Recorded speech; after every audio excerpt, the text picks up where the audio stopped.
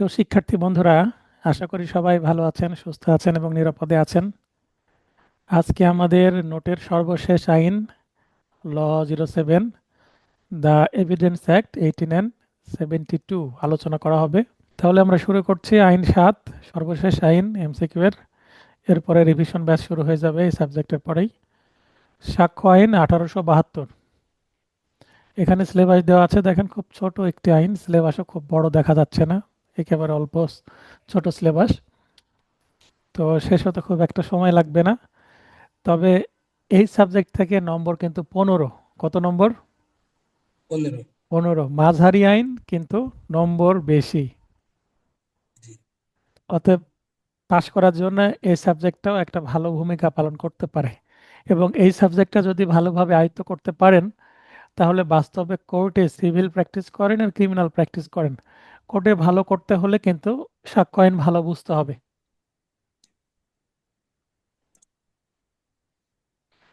Part 1, প্রাথমিক বিষয়সমূহ। বিগত বার কাউন্সিল পরীক্ষার এমসিকিউ প্রশ্ন বিশ্লেষণ করলে আমরা কি দেখতে পাই? মোট 8টি পরীক্ষা হয়েছে, তার মধ্যে 2020, 22, 23 এবং 25 এই 4টি পরীক্ষা হচ্ছে বার কাউন্সিল না, জুডিশিয়ারির আন্ডারে হয়েছে। মানে প্রশ্ন তৈরির দায়িত্ব ছিল জুডিশিয়ারির। তো এখানে দেখেন, এই সর্বশেষ 8ম বার কাউন্সিলের যে পরীক্ষা 25 সালের এপ্রিলে হয়েছে। ধারা 6 সম্পূর্ণ নতুন ধারা, ধারা 14, 44, 47, 54 বিগত সালে এই ধারাগুলো থেকে কোনো প্রশ্নই আসেনি, মানে সম্পূর্ণ নতুন ফ্রেশ সেকশন। জি। 60, 65, 64, 74, 75, 74, 75 থেকে বারবার প্রশ্ন আসে। এখানেও দেখেন 74, 75 থেকে প্রশ্ন আসছে, খুবই ইম্পর্টেন্ট। এখানেও দেখেন 74 থেকে আসছে, এখানেও 74 থেকে আসছে, এখানে 75 থেকে আসছে, এখানে 74 থেকে আসছে। তার মানে বারবার 74, 75 থেকে একটা প্রশ্ন বা দুইটা প্রশ্ন আসেই।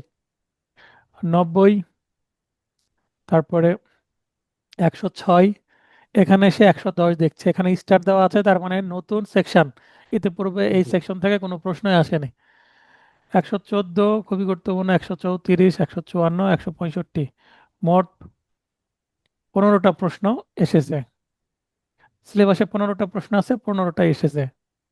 যেমন এর আগে 14টি প্রশ্ন এসেছিল এবং একটি প্রশ্ন এসেছিল আবার পরিচিতি থেকে, মানে বিন্যাস পরিচিতি থেকে একটি প্রশ্ন এসেছিল, আর বাকি প্রশ্নগুলো কিন্তু ধারা থেকে এসেছিল। আর কখনো পরিচিতি থেকে প্রশ্ন আসেনি।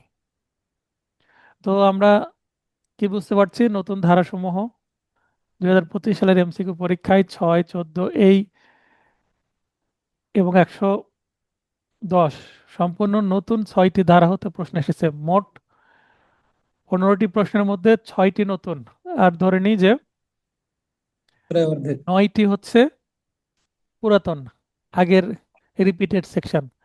তাহলে রিপিটেড সেকশনগুলো হচ্ছে এগুলো, এগুলো তো পড়া ফরজ। এর পাশাপাশি বাস্তবে যেগুলো কাজে লাগে সেই সেকশনগুলো এখানে দেওয়া আছে। তাহলে আমরা নতুন সেকশন এবং নতুন সেকশন, আপনাদের সময় আর দু একটা কি যুক্ত হতে পারে আশেপাশে, রিপিটেড সেকশন এবং বাস্তবে প্রয়োগ আছে, এই সব কিছু মিলে আপনাদের জন্য কি তৈরি করা হয়েছে? সাজেশন তৈরি করা হয়েছে। এই সাজেশনে আমি ধারা রেখেছি কয়টা? 121টি ধারা আছে। তবে ফাইনাল টাচ নোটে ধারার সংখ্যা কমিয়ে দেব, সেটা কখন দেওয়া হবে? পরীক্ষার 1 মাস পূর্বে শর্ট সাজেশন দেওয়া হবে, সেটা ফাইনাল টাচ নোটের ভেতরে থাকবে। কেউ যদি অনুরোধ করে, বারবার বলেন যে স্যার আগে ফাইনাল টাচ নোট দেন, নোট রেডি থাকলে তো দিব, তাই না? জি। জি।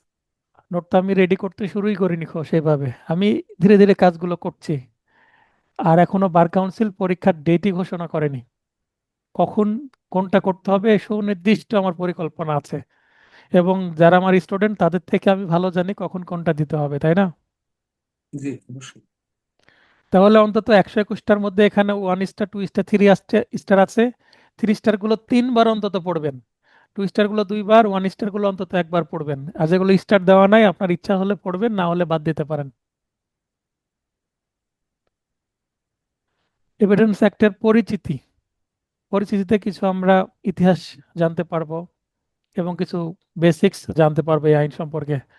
সর্বপ্রথম ভারতীয় উপমহাদেশের জন্য সাক্ষ্য আইনের খসড়া বা ড্রাফট প্রস্তুত হয় 1850 মতান্তরে 1868 সালে। যে কোনো একটি অপশন থাকবে নিশ্চয়ই যদি প্রশ্নটা আসে। এবং ড্রাফট কে তৈরি করেন? Sir Henry Sumner Maine. মনে রাখবেন, স্যার হেনরি সামার মেন। জি এটাও জি কিন্তু সালটা কি আছে এক জায়গায় জি, একই সাল। 1850, আর এক জায়গায় 68। আপনাকে দুইটাই মনে রাখতে হবে, যেটা অপশনে থাকবে সেটা উত্তর করবেন। দুইটা থাকলে 1850 উত্তর করবেন। আচ্ছা। কারণ আমি রিসার্চ করতে যাই, দুইটা সালই পেয়েছি, এক এক জায়গায় এক এক রকম বলছে। এ দুইটাই আসছে। এটা হচ্ছে 1850 সালের, কিন্তু আমরা কত সালেরটা পড়ছি? 1872 সালের আইন, তাই না? জি তার মানে স্যার হেনরি সামার মেন যে ড্রাফটটা তৈরি করেছিল, আমরা সেই আইনটা পড়ছি না।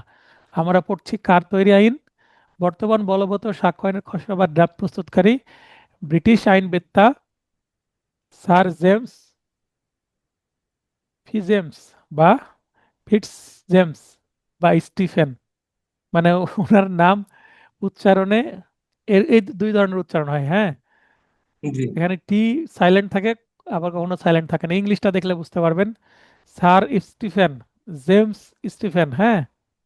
তাহলে জি জেমস স্টিফেন, স্টিফেন শব্দটা মনে রাখলেও হবে, জেমস স্টিফেন, জেমস স্টিফেন। তাহলে খসড়া ড্রাফট প্রস্তুতের দায়িত্ব পান কে? দায়িত্ব দেয় ব্রিটিশ পার্লামেন্ট কর্তৃক। কত সালে? 1871 সালে দায়িত্ব পেলেন, এবং 1 বছর সময় নিয়ে 72 সালে উনি ড্রাফট সরবরাহ করলেন। এবং খসড়া বিলটি প্রথম প্রকাশিত হয় হচ্ছে 15ই মার্চ 1872। সাক্ষ্য আইন কার্যকর হলো 1লা সেপ্টেম্বর 1872। এই সালগুলো মনে রাখতে হবে, এই তারিখগুলো। তারিখ দিয়ে প্রশ্ন জি আসতে পারে। কত নম্বর আইন এটা? 1872 সালের 1 নম্বর আইন। শুরুতে কি আছে? প্রস্তাবনা আছে। মোট খণ্ড 3টি এবং অধ্যায় আছে 11টি, মোট ধারা 167টি। আচ্ছা। প্রথম এগুলো প্রশ্ন আসার সম্ভাবনা খুবই কম, কিন্তু একটা আইন পড়তে যাচ্ছেন, বেসিক্স জানলে আইনটা সম্পর্কে পড়ার আগ্রহটা বাড়ে, তাই না? জি 3টি খণ্ড 3টা বিষয়ে আলোচনা করে। প্রথম খণ্ডে কি কি প্রমাণ করতে হবে? ধারা 1 থেকে 55, এর মধ্যে আসলে ফ্যাক্ট এবং রেলিভেন্ট ফ্যাক্ট, ফ্যাক্ট এবং রেলিভেন্ট ফ্যাক্ট। ফ্যাক্ট বলতে fact in issue, fact in issue বলতে যে বিষয়ে মামলা করা হয়েছে সেটাকে বলে ফ্যাক্ট ইন ইস্যু। সিভিল মামলায় আমরা পড়ে আসলাম না, ইস্যু গঠন করতে হয়, জি জি আর ক্রিমিনাল মামলায় চার্জ গঠন করতে হয়। তো ফ্যাক্ট ইন ইস্যুই বলতে চার্জের বিষয়বস্তু, অথবা সিভিল মামলার যে ইস্যু গঠন করা হবে সেটার বিষয়বস্তুকেই ফ্যাক্ট ইন ইস্যু বলা হচ্ছে। ফ্যাক্ট ইন ইস্যু মানে বিচার্য বিষয়, ঠিক আছে? জি মানে যে বিষয় বিচার করা হবে, এবং এই বিচার্য বিষয়ের আশেপাশে যা কিছু আছে সবকিছুকে বলা হচ্ছে রেলিভেন্ট ফ্যাক্ট, ঠিক আছে? জি মনে করেন একজন বর বিয়ে করতে যাচ্ছে। এখন বরের সাথে যারা অন্যান্য লোকজন যাবে তাদেরকে কি বলা হচ্ছে? যাত্রী, বরযাত্রী, তাই না? যাত্রা। তো বর তো একজনই, একটা বিয়েতে বর একজনই, তো তার সাথে যারা যাবে সবাই বরযাত্রী। তো যদি বরকে আমি বলি ফ্যাক্ট, মানে তার যেহেতু বিয়ে হচ্ছে সেই কি এখানে সাবজেক্ট, তাই না? জি তার বিয়ে না হলে তার বিয়ে খেতে যেতাম না। জি আর তাহলে সে হচ্ছে মেন বা হেডওয়ার্ড বা মেন পার্সন, বা তাকে আমরা বলতে পারি ফ্যাক্ট ইন ইস্যু। মানে তারই বিয়ে, তার বিয়েরই ঘটনা ঘটছে, এবং তার সাথে যে লোকজন যাচ্ছে তারা না গেলেও কিন্তু বিয়ে হবে, হবে না? জি হবে। কিন্তু তারা কিন্তু এই বিয়ের যেহেতু আত্মীয় স্বজন, বন্ধু বান্ধব, তারাও এই বিয়ের কি একটা আনুষঙ্গিক অংশ, তাদেরকে বলা হচ্ছে রেলিভেন্ট পার্সন, তাই না? জি তবে এখানে মামলায় বলবো রেলিভেন্ট ফ্যাক্ট। তাহলে দেখবেন যে বর বা কনে যখন বসে থাকে, আশেপাশে বরযাত্রীরা ঘিরে নিয়ে বসে থাকে না? জি তাহলে এই সেন্সটা যদি মাথায় নেন, তাহলে ফ্যাক্ট ইন ইস্যু হচ্ছে এমন একটা ঘটনা যেটা বিচারের বিষয়বস্তু, এবং এই রেলিভেন্ট ফ্যাক্টের সাথে কানেক্টেড যতগুলো বিষয় আছে সবগুলোই কি হচ্ছে?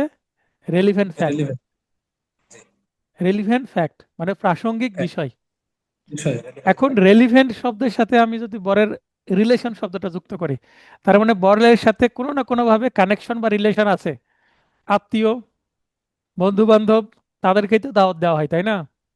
জি অথবা ভিডিও করবে যে ভিডিওগ্রাফার, তার সাথেও তো একটা কানেকশন আছে, সে ভিডিও করছে, তাকে দাওয়াত দেওয়া হয়েছে, জি। সেও যাবে ভিডিও করার জন্য। আবার এখানে যারা ইভেন্ট ম্যানেজমেন্টের দায়িত্বে আছে, ডেকোরেশনের, বা যারা খাবার দাবার রেডি করবে মানে রান্না করবে, তারা, বা যারা গাড়ি নিয়ে যাচ্ছে ড্রাইভার, তাদেরকেও তো খেতে দিতে হয়, তাই না? তাহলে সবাই এই কি, সবগুলো সবাই কোনো না বিয়ের কোনো অংশ। ভাবে কানেক্টেড এই বিয়েটা এক্সিকিউশনের জন্য, তাই না? সবারই অবদান আছে। গাড়ি ড্রাইভার যদি গাড়ির সময় মতো নিয়ে না আসে, তাহলে পৌঁছতে দেরি হবে। তাহলে একটা বিয়ে হওয়ার জন্য বরের পাশাপাশি অন্যান্য লোকজন যেমন গুরুত্বপূর্ণ, তেমনি একটা মামলা প্রমাণের জন্য রেলিভেন্ট ফ্যাক্টগুলো গুরুত্বপূর্ণ। কারণ রেলিভেন্ট ফ্যাক্টের উপর নির্ভর করে কিন্তু মামলার রায় দেওয়া হতে পারে। ঠিক আছে? জি তো 1 থেকে 55 পর্যন্ত ফ্যাক্টিং ইস্যু এবং রেলিভেন্ট ফ্যাক্ট সম্পর্কেই আলোচনা করা হবে। তার মানে কি বিষয়ে আদালতে কথা বলা হবে? আদালতে শুধুমাত্র কথা বলা হবে ফ্যাক্টিং ইস্যু এবং রেলিভেন্ট ফ্যাক্ট সম্পর্কে। তার মানে 1 থেকে 55 পর্যন্ত যদি আপনি বুঝে যান, তাহলে সাক্ষ্য আইনটা মোটামুটি মোটামুটি বুঝে গেলেন। এবং আদালতে এর বাইরে কথা বলা যাবে না। আচ্ছা। আদালতের বাইরে কথা বলতে গেলেই কি বিশৃঙ্খলা তৈরি হবে। অপরপক্ষ বলবে যে আই অবজেক্ট ইওর অনার, জি অপ্রাসঙ্গিক বিষয়ে কথা বলছে। বুঝতে পেরেছেন? জি তার জি। মানে একজন আইনজীবী আদালতে ঠিকভাবে কথা বলতে পারবেন 1 থেকে 155 ধারার যে বিষয়গুলো যদি ভালোভাবে বোঝেন, এর বাইরে কথা বলার সুযোগ নেই। মানে মামলার সাথে কোনোভাবে কানেক্টেড না, একটা দূর বিষয়, যেটা দূর দূর দিয়ে কোনো মামলার সাথে কানেকশন নাই, এই ধরনের কথা মামলায় তোলা যাবে না, তাহলে আদালতের সময় নষ্ট হবে। ঠিক আছে? জি। দ্বিতীয় খণ্ডে কি বলা হচ্ছে, কি ধরনের প্রমাণ দিতে হবে? তার মানে ওরাল এভিডেন্স দিব না ডকুমেন্টারি এভিডেন্স দিব? তাহলে 56 থেকে 100 ধারায় এভিডেন্স সম্পর্কে কথা বলা হচ্ছে। ফর্ম অফ এভিডেন্স কি ধরনের, ওরাল জি এভিডেন্স দিব না ডকুমেন্টারি এভিডেন্স দিব? বুঝতে পেরেছেন? এগুলো জি জি আলোচনা জি। করবো এখানে। তৃতীয় খণ্ডে বলছে যে হ্যাঁ, আমি কি বিষয়ে কথা বলবো এটা তো বুঝলাম, কি ধরনের এভিডেন্স দিব সেটাও তো বুঝলাম, এগুলো কে দিবে, কার দেওয়ার? একটা মামলায় এই এভিডেন্স গুলো আদালতে দেওয়ার দায়িত্ব কার? তাহলে কার দ্বারা এবং কি পদ্ধতিতে প্রমাণ উপস্থাপন করতে হবে? তার মানে প্রমাণের ভার কার, এবং প্রমাণগুলো কে কিভাবে জি দিবে, জি। সাক্ষী কারা কারা হতে পারবে, কারা প্রথমে আগে সাক্ষী দিবে, কারা পরে সাক্ষী দিবে, এই ডিটেলস বিষয়গুলো তৃতীয় খণ্ডে বলা আছে। 101 থেকে 167, এই যে এই মুহূর্তে যে 5-7 মিনিট কথা বললাম, সাক্ষ্য আইন বোঝার জন্য খুবই গুরুত্বপূর্ণ কথাগুলো, তাই এখানে এতটুকু সময় নিলাম। ঠিক আছে? এই 3 খণ্ডের 3টা সেন্স যদি মাথায় রেখে সাক্ষ্য আইনটা পড়েন, তাহলে সাক্ষ্য আইন বুঝতে সুবিধা হবে। আর যদি এই সেন্সটা মাথায় না ঢোকে, সাক্ষ্য আইন বুঝতে পারবেন না। এবং আমার পড়া সবচেয়ে কঠিন আইনই হচ্ছে সাক্ষ্য আইন।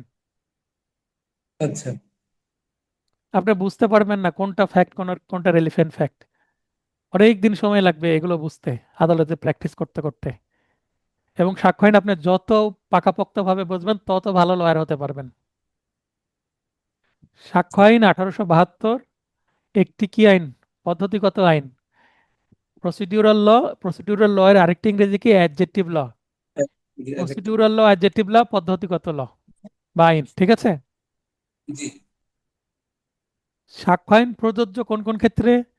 সকল আদালত, বিচারালয় বা বিচারিক কার্যক্রমে সাক্ষ্য আইন প্রযোজ্য। কোর্ট মার্শালে প্রযোজ্য কোন ক্ষেত্রে? 1911 সালের 11 নং আইন দ্বারা গঠিত যেইগুলো কোর্ট মার্শাল, জাস্ট সেই কোর্ট মার্শাল এ সাক্ষ্য আইন প্রযোজ্য, অন্য অন্য কোর্ট মার্শালে প্রযোজ্য নয়। চিটাগাং হিল ট্র্যাক্টস রেজুলেশন 1900 এর ক্ষেত্রে চট্টগ্রাম পার্বত্য জেলাসমূহের জন্য সাক্ষ্য আইন প্রযোজ্য হবে। এরপরে সাক্ষ্য আইন কোন কোন ক্ষেত্রে প্রযোজ্য নয়? এফিডেভিটের ক্ষেত্রে সাক্ষ্য আইন প্রযোজ্য নয়। হলফনামা, শপথনামা, শপথপূর্বক ঘোষণাপত্র। তাহলে এফিডেভিটের বাংলা কতগুলো পেলাম? হলফনামা, শপথনামা, শপথপূর্বক ঘোষণানামা বা ঘোষণাপত্র। আরো বাংলা বানানো যেতে পারে। সবগুলোই কি জি জি এফিডেভিট, তাই না? জি। সালিসি কার্যক্রমে, সালিসি কার্যক্রমের ইংলিশ আমরা সিপিসিতে কি পড়লাম? আরবিট্রেশন। আরবিট্রেশন। তাহলে আরবিট্রেশনে সাক্ষ্য আইন প্রযোজ্য না। সেনাবাহিনী আইন 1952, বিমান বাহিনী আইন 1953, নৌবাহিনী অধ্যাদেশ 1961। দেখেন সাল অনুসারে সাজিয়ে দিয়েছি, 52, সিরিয়াল অনেকটা 53, 61। জি তো এই আইনগুলো দ্বারা গঠিত যে সামরিক আদালত, তাহলে কোর্ট মার্শালের বাংলা কি? সামরিক আদালত। কোর্ট মার্শালের বাংলা জি সামরিক সামরিক আদালত আদালত। তাহলে এই তিনটা সামরিক আদালতে কিন্তু আবার সাক্ষ্য আইন প্রযোজ্য না। কিন্তু 1911 সালের 11 নং আইন দ্বারা যে গঠিত কোর্ট মার্শাল, সেখানে আবার প্রযোজ্য। ঠিক আছে। জি আর এই তিনটা আইন দ্বারা স্পেশাল সেনা, নৌ এবং বিমান বাহিনীর জন্য যে কোর্ট মার্শাল গুলো আছে, সেগুলোর ক্ষেত্রে আবার প্রযোজ্য না। ঠিক আছে। জি উপনিবন্ধক মানে সাব রেজিস্ট্রার, সাব রেজিস্ট্রারে বাংলা উপনিবন্ধক। বাংলাটা আমরা মনে না থাকলে ইংরেজিটাই ভালো বুঝি, তাই না? আমরা ওখানে বন্ধু শুনিনি খুব একটা, ওই সাব রেজিস্টার নামই চিনি। হ্যাঁ। রাজস্ব অফিসারের কার্যক্রম, রাজস্ব অফিসার কি? Income tax officer. ঠিক আছে। যিনি কি রেভিনিউ কালেকশন করেন। এবং আয়কর কার্যধারায় ইনকাম, আচ্ছা, রাজস্ব অফিসারের কার্যক্রম বলতে ইনকাম ট্যাক্স বাদে অন্যান্য রেভিনিউ কার্যক্রম। আর ইনকাম ট্যাক্স তো কি একটা রাজস্ব, তাই না? জি এখানে কার্যক্রম, কেউ যদি ইনকাম ট্যাক্স না দেয়, দুদক তার নামে যদি মামলা করে, তাহলে ইনকাম ট্যাক্স যে কার্যধারা হবে সেখানে শুনানি করতে হবে।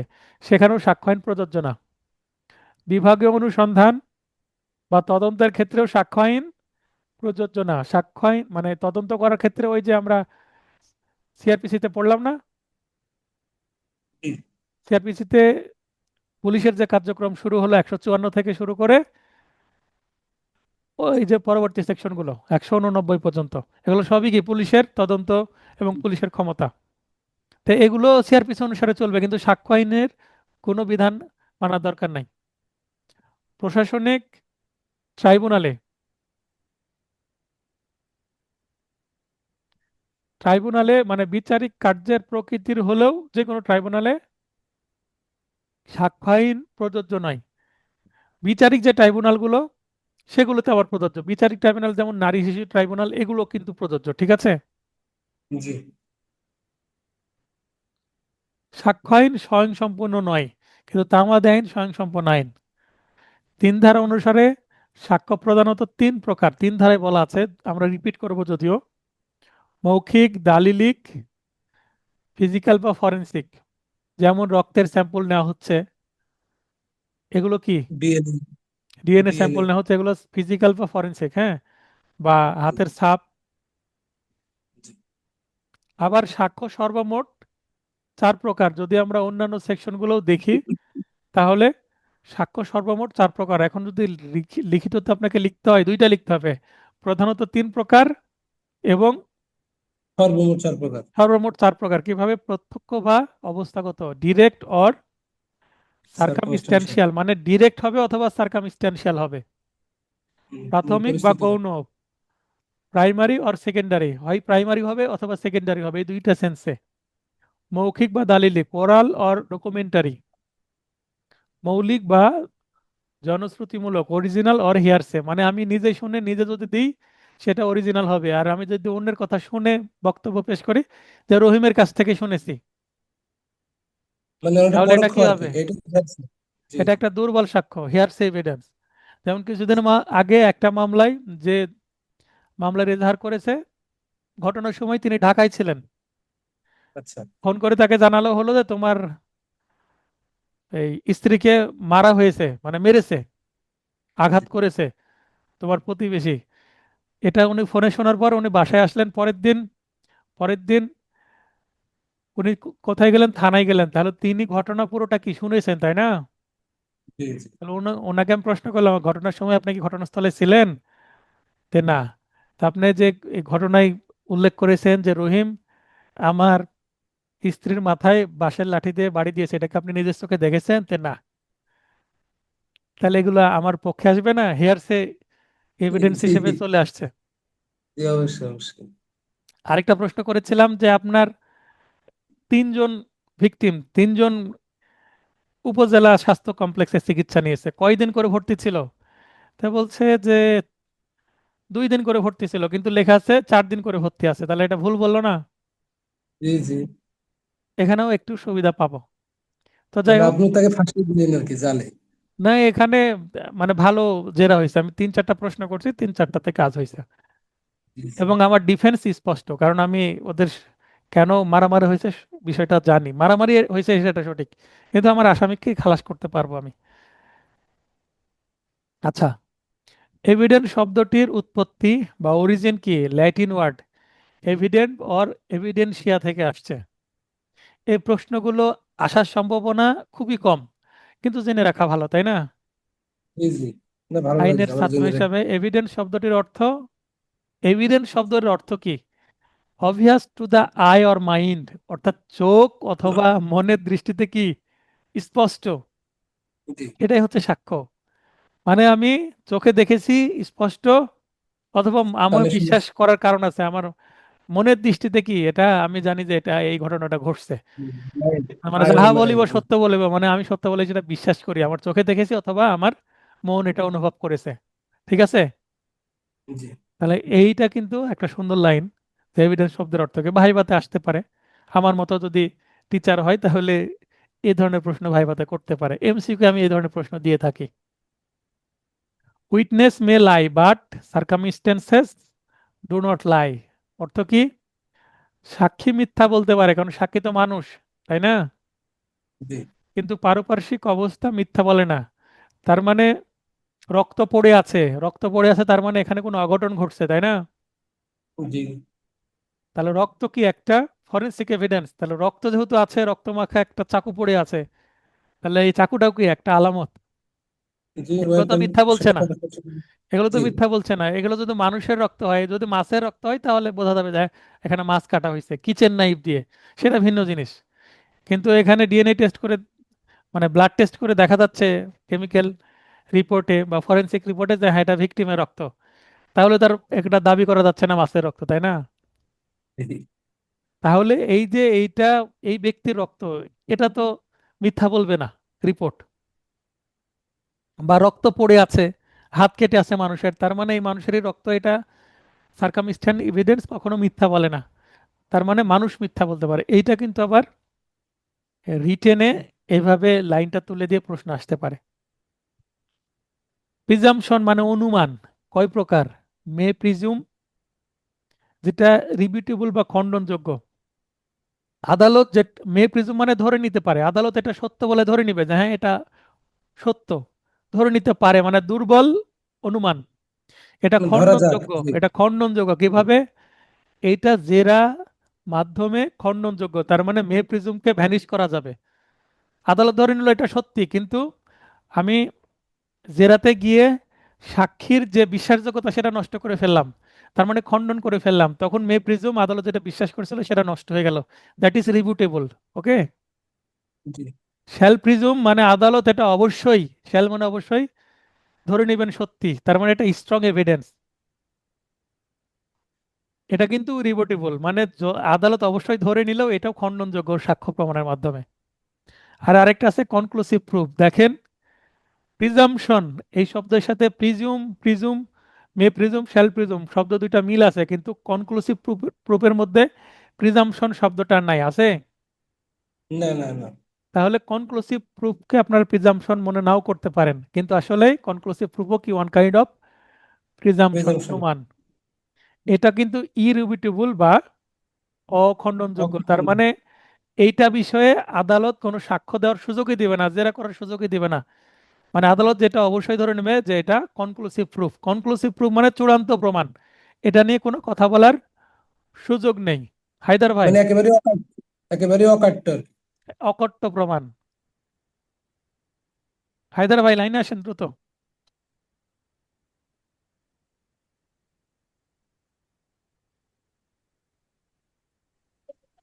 আসসালামু আলাইকুম। হ্যাঁ, ওয়ালাইকুম আসসালাম, বলেন।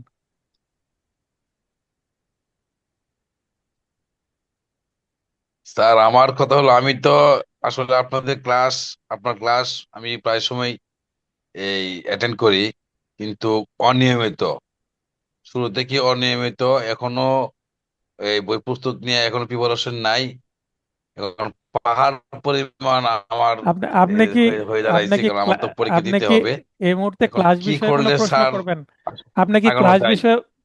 ক্লাস বিষয়ে প্রশ্ন করবেন না পরামর্শ চাচ্ছেন? মানে পরামর্শ আমি স্যার, পরামর্শ। তাহলে পরামর্শ ক্লাসের পরে ভাই, হ্যাঁ।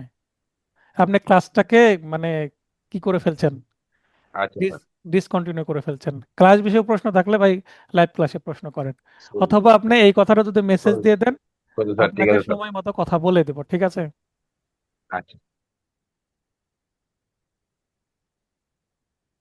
প্রিজাম্পশন অফ ফ্যাক্ট মানে ন্যাচারাল প্রিজাম্পশন এটাকে বলা হয়।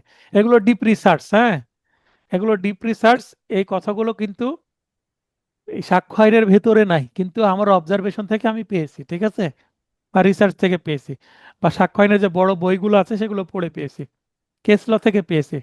তাহলে প্রিজাম্পশন অফ ফ্যাক্ট, ফ্যাক্ট মানে ঘটনা সংক্রান্ত প্রিজাম্পশন, সেটাকে বলা হচ্ছে ন্যাচারাল প্রিজাম্পশন, মানে ঘটনা ন্যাচারালি ঘটে তাই।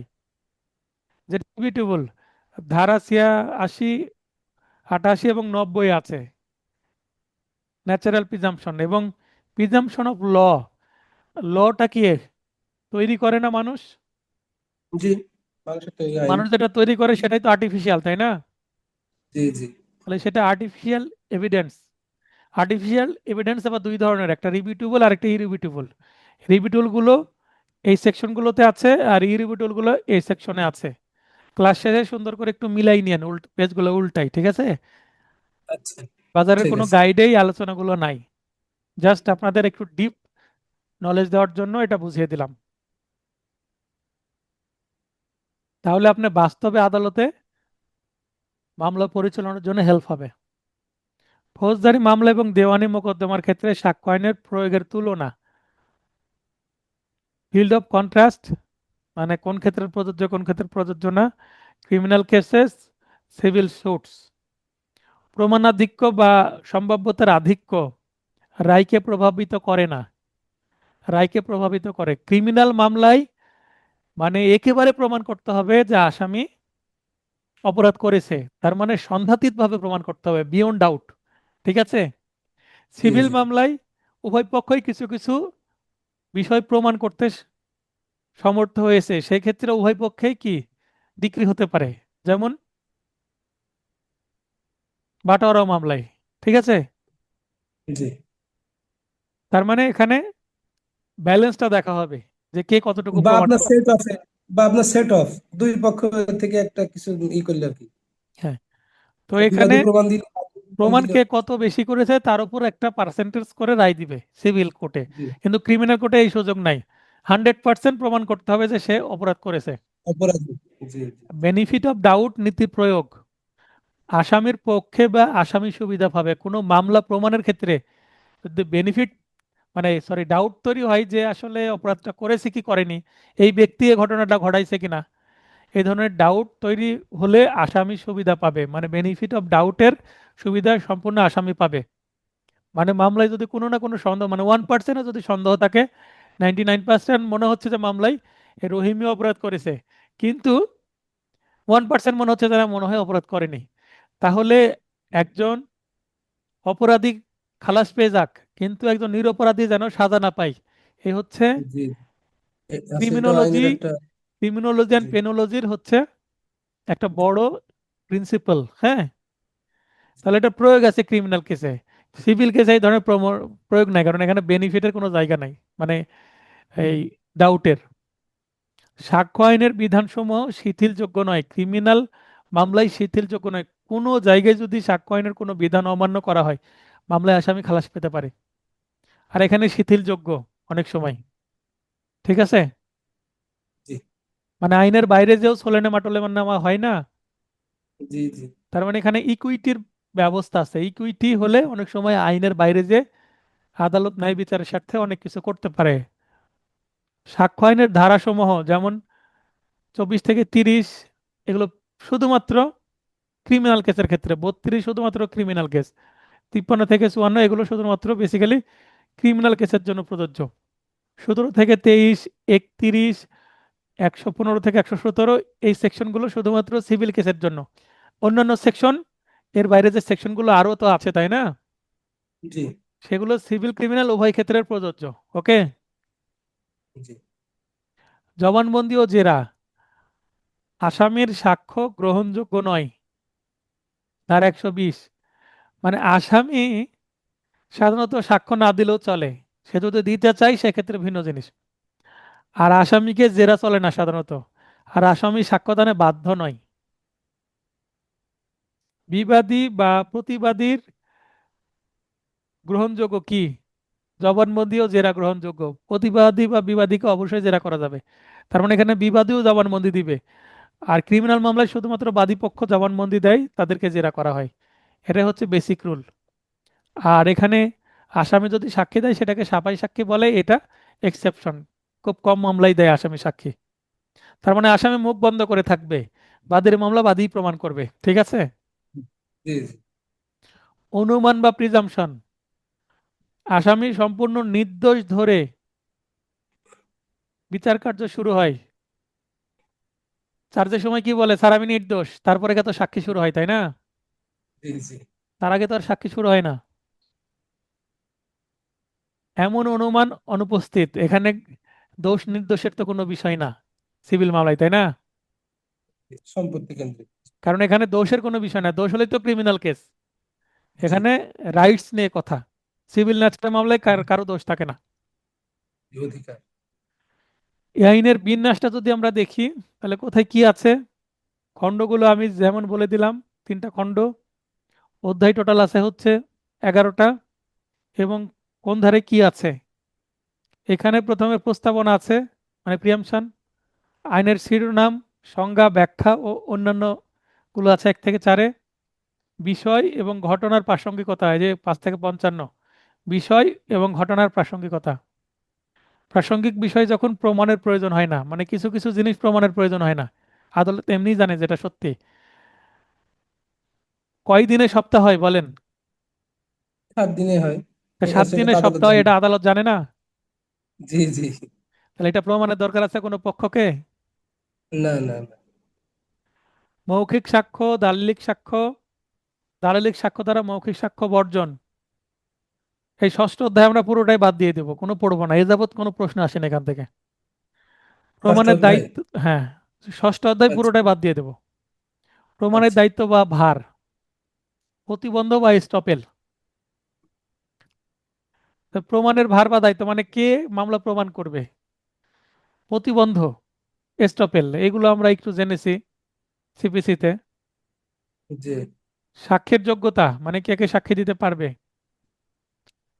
এবং সাক্ষ্য গ্রহণ, কিভাবে আদালতে সাক্ষ্য গৃহীত হবে। ও আর পদ্ধতি। সর্বশেষ 11তম অধ্যায়ে একটি মাত্র সেকশন,